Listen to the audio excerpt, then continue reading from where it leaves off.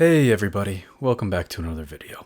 Today I got not one, but two mage builds for you guys. I've got the spicy sorcerer and the mint mage. I figured I'd just throw them into one video instead of two, since they're relatively similar besides a few caveats. Now, mage builds in Grounded 2 aren't in a great spot, but the staves themselves with a revamp from Grounded 1 is absolutely amazing, and I'm sure in future updates they're only going to get better. In fact, the Grounded devs already know that they're weak, and they're working on them as we speak. With all that being said, let's hop right into the first build.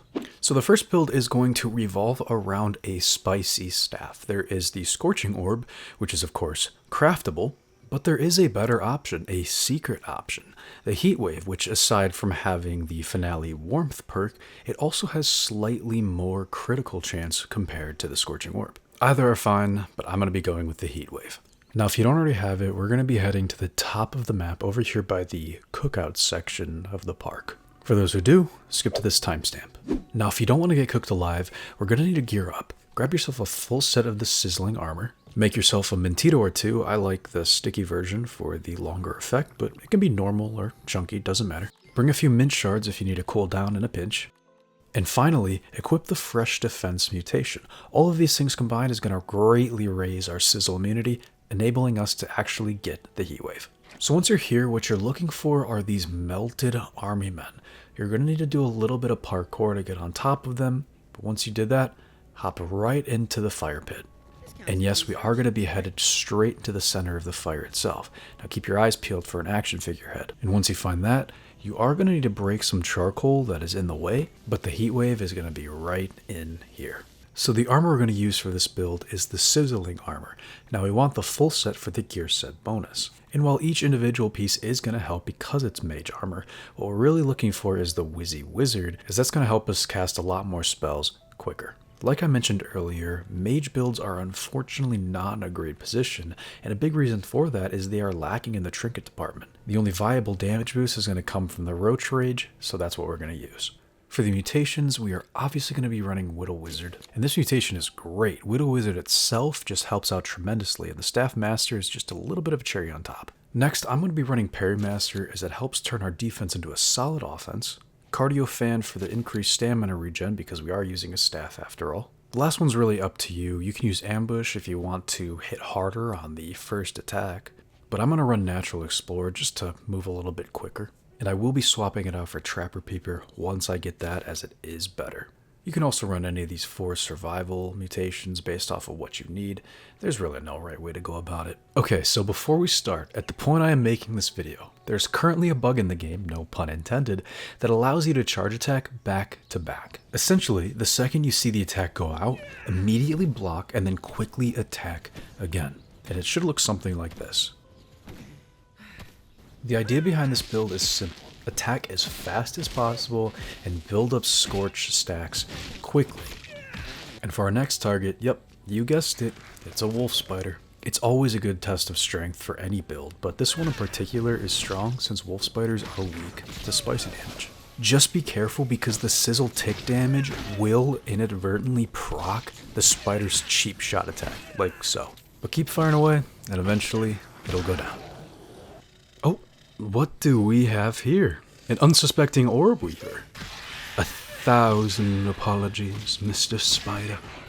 Burn up and be put to rest. Alright, that is enough of the spicy sorcerer. Moving on to the next build, we are going to embody the butterfly and become the mint mage. The weapon we will be using for this build is going to be the glacial sting.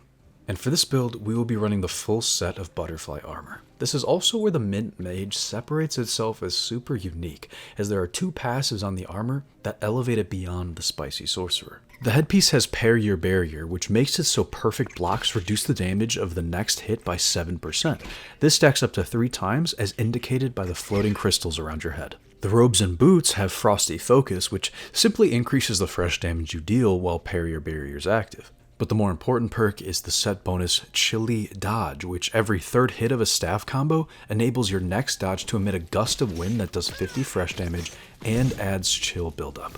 Just like our first build, there isn't really a standout trinket, so use whatever you want. I'm once again going to use the Roach Rage. And same goes for the mutations, just use the ones from the previous build.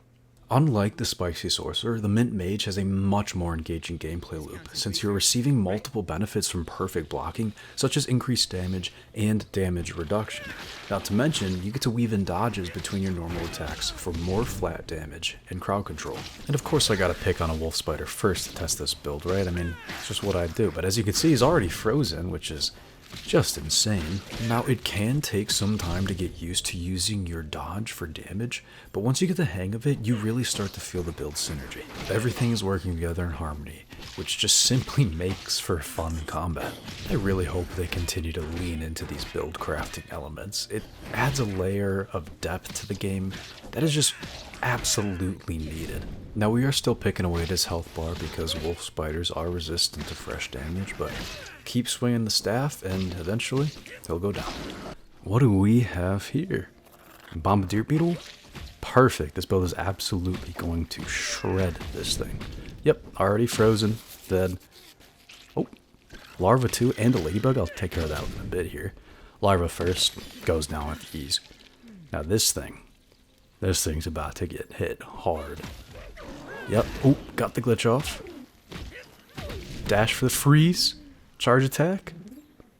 Shatter and dead. Nice.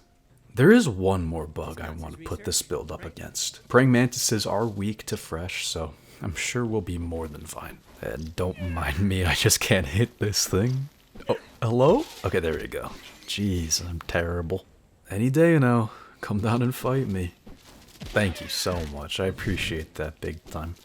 So this thing has quite the big health bar, to say the least, and loves to block too, so we're just chipping away. But we are doing, when we do hit the shots, we are doing some pretty big damage. Get parried, idiot. Oh, he still wants to block. Yep, still blocking. But we got moves for that too. Parried. Oh, I think he just froze there for a second as well for the big damage. Oh, I'm sick. We got the cleaving claw. Huge.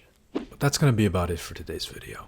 If you plan to use one or both of these builds, let me know how you guys like them down in the comments. I'm still new to this whole YouTube scene, so I'm really just kind of having fun and seeing what sticks. But I hope you guys enjoyed, and as always, have a great day. God bless.